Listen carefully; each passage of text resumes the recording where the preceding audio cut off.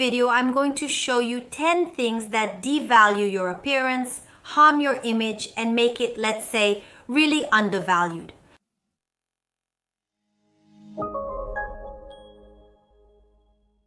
Hi, how are you? Welcome to the Etiquette and Protocol channel. I'm Juliana Santiago, a teacher and etiquette specialist and co-founder of the Institute of Etiquette and Protocol.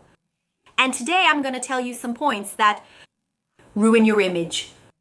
When you look at someone, you see one of these signs. These factors that I'm going to explain in this video ruin the image that she has been building, especially when it comes to appearance, okay? So they are 10 visual items, things that when you see them, when you notice them. There are also some olfactory issues that when someone smells them near you, really devalue your image. It's worth emphasizing that your image, a good image, good appearance, it's not associated with wearing expensive clothes or even designer pieces. Many people believe that to have a good appearance or even to dress well, you need to spend a lot.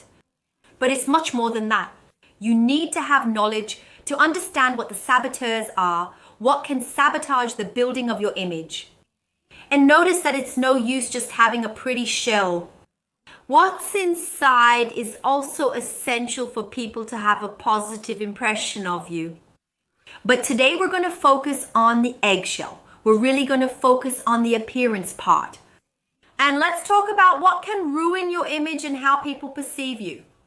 And that will really devalue you. The first point is actually wearing too much perfume. I think not wearing perfume is a problem.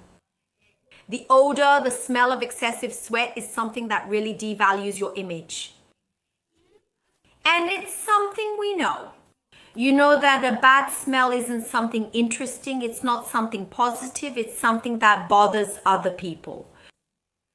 But what is rarely discussed is the excess of perfume. Many times, people, in order not to have a bad smell, end up overdoing it with fragrance. And then it also becomes something very unpleasant. It gives other people headaches and even causes them to keep their distance, right? People don't even want to get too close to you because your scent also bothers them. Your pleasant scent can also become bothersome. One time I was even at church and there was a girl in front of me. She was wearing way too much perfume. That started making me feel unwell. It gave me a headache, and unfortunately, I had to change seats. And look, I didn't even know that person. So be very careful with too much perfume. Another excess is too much makeup. The lack of makeup certainly makes your personal image less valued. You look more tired, people. Don't think you're as confident or present as you feel. Because makeup naturally, it boosts our self-esteem, right? It makes us feel better.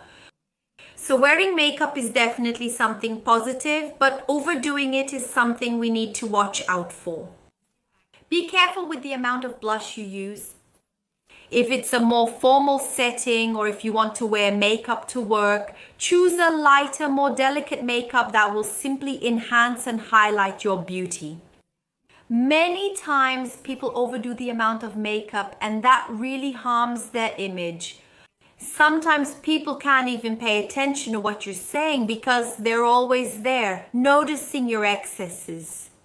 Sometimes you put on too many false eyelashes, extensions, and so on, and that can be negative. And regarding the use of makeup, that's something that can really benefit you a lot. Alan and Barbara, two body language researchers, have published books. They conducted a study at a booth at a convention they organized. And they placed 3 people there, 3 attendants who were there to welcome people at the booth at the convention they were hosting.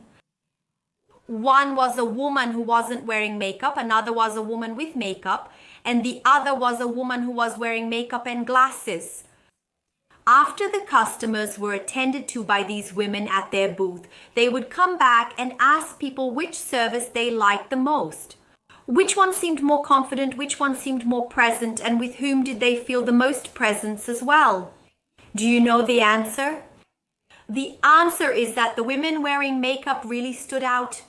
But the ones who stood out the most and appeared more confident were the women who were wearing makeup and glasses. because glasses give off that intellectual vibe with this characteristic. I don't think you need to wear glasses to look interesting. But this research shows that, in fact, women who are wearing makeup do appear more confident, and this is noticed by other people. Returning to our topic, overdoing makeup isn't the issue. So let's focus on the makeup that will enhance our beauty. Sloppy clothes are also something you need to pay attention to. Be cautious about repeating outfits. Many times, just because an outfit is still clean, we end up wearing it again. And many times we don't check if it's ironed or if it's suitable to wear. So be very careful about showing up in very sloppy clothes. Check if the clothes you are repeating, even if they're clean, are actually appropriate to wear. Because this can really harm your image. A poor choice of colors can also greatly affect your image. This is another topic we could spend a lot of time talking about, and I could definitely explain it to you in more detail. Even what each color, the feeling it creates for others, because colors have a sensation, they convey a message. So you need to pay attention to that. Pay attention to the amount of color mixing you do as well. For example, if you work in a more formal, more traditional environment, sticking to a palette of more classic colors can really be a safer choice. Of course, if you feel open to making bolder color combinations, you can go that route, but here we're talking about a path that's easier to get right. So in a more formal environment, choose more classic combinations like, for example, white, navy blue, neutral colors, which will definitely work in your favor. And going back to the topic of color interpretation, colors will always send a message, just like accessories will also send a message to others who see you, who notice you. For example, black is strongly linked to luxury and sophistication, while navy blue is also closely associated. Building authority is about the confidence a person shows when speaking, which you can notice. You know, when we see speakers, have you noticed that they are usually wearing neutral tones, or that black and navy blue are often predominant? Why these colors? They're very communicative. Showing you understand what you're talking about is important, and mastering this subject will make a big difference. If you want, we can discuss this more later and maybe make a video just about that. When discussing excess, it's important to watch out for overusing accessories and to make good choices when selecting or wearing them. They communicate and provide a lot of positive information about you. Personally, I really like using accessories. I think they complement, they enhance beauty, and they also reinforce your communication. However, excessive use of accessories should be approached more cautiously. If you feel confident mixing accessories like that and the environment where you work or where you'll be allows it, then there's no problem. For example, at the beach, we often like to wear big earrings and lots of bracelets, but it's a relaxed environment. It's different, for example, if you work in a law office where more delicate elements and accessories will make more sense in that context. So pay attention.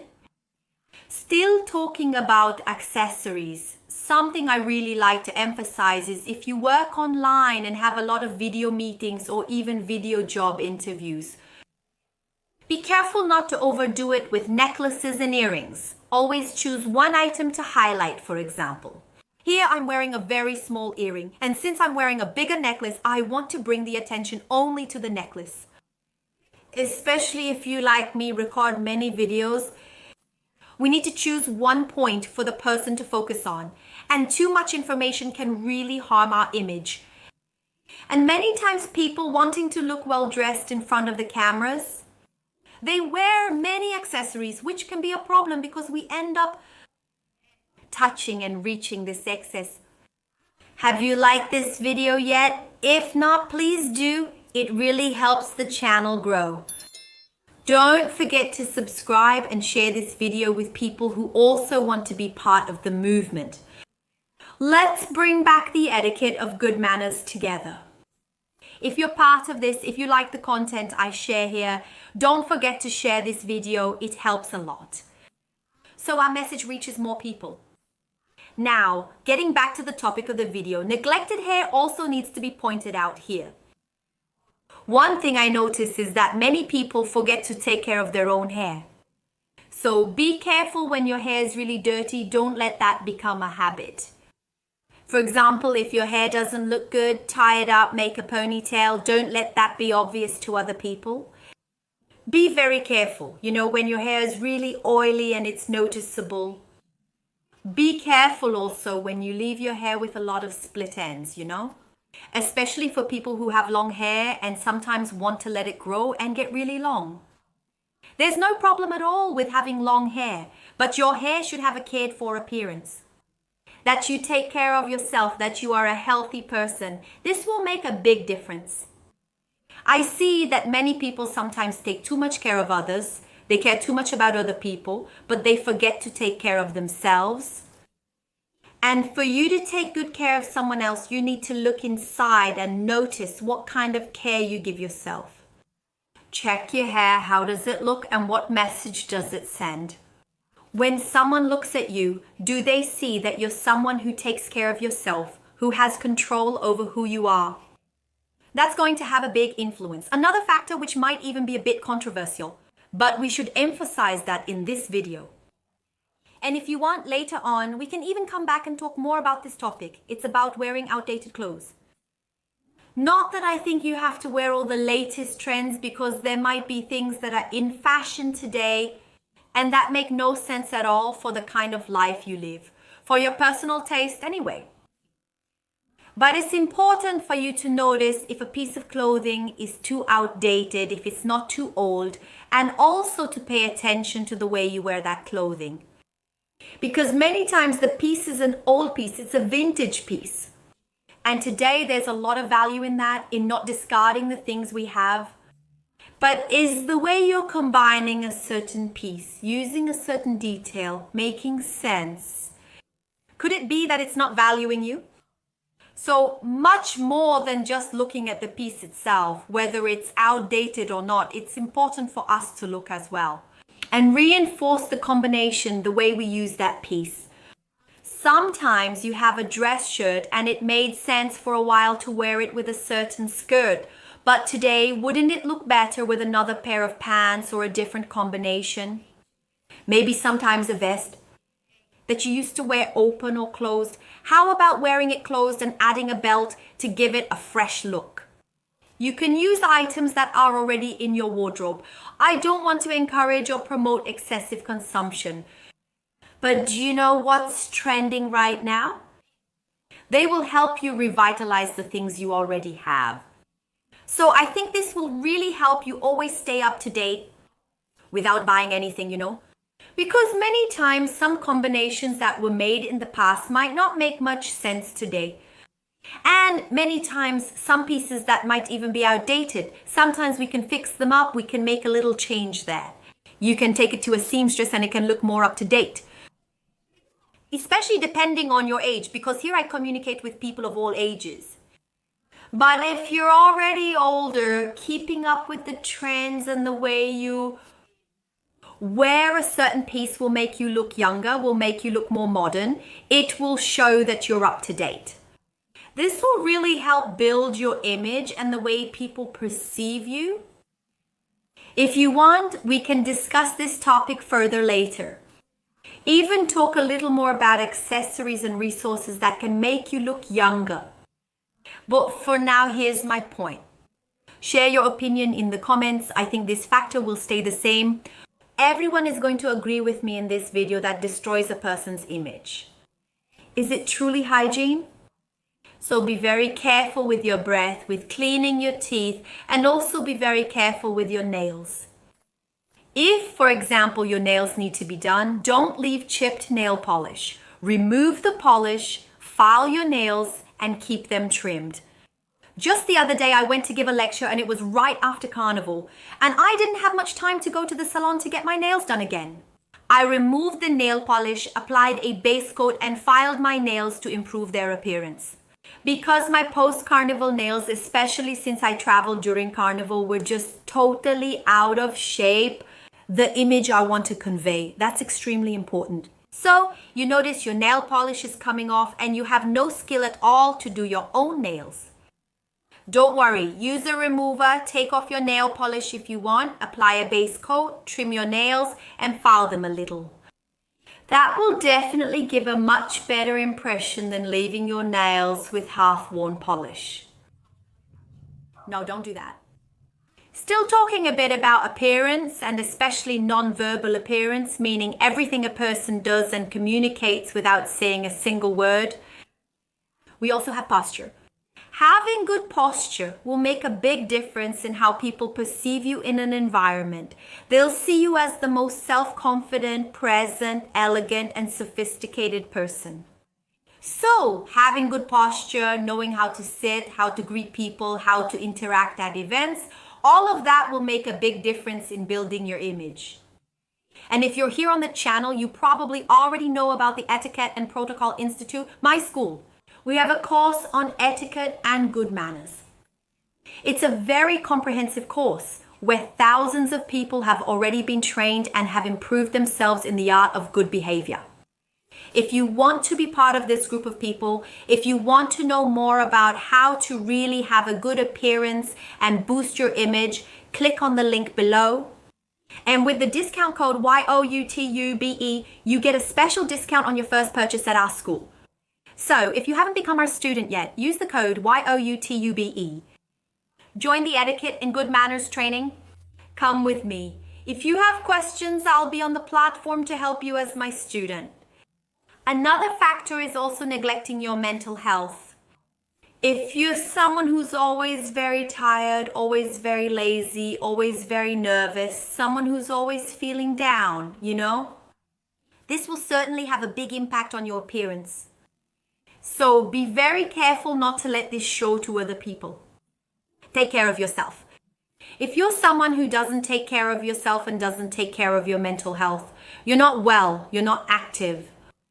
You can't express yourself well or be seen positively.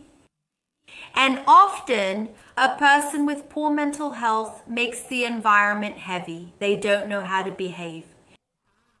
And they end up making several other mistakes, not only harming their appearance, but even talking to this person becomes extremely difficult.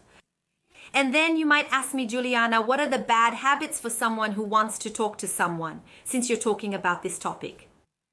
I've already made a video about bad conversation habits people have, and I don't want you to repeat them. It's right here on the side. I'll leave it here for you to watch next. I'll stop here. See you in the next video.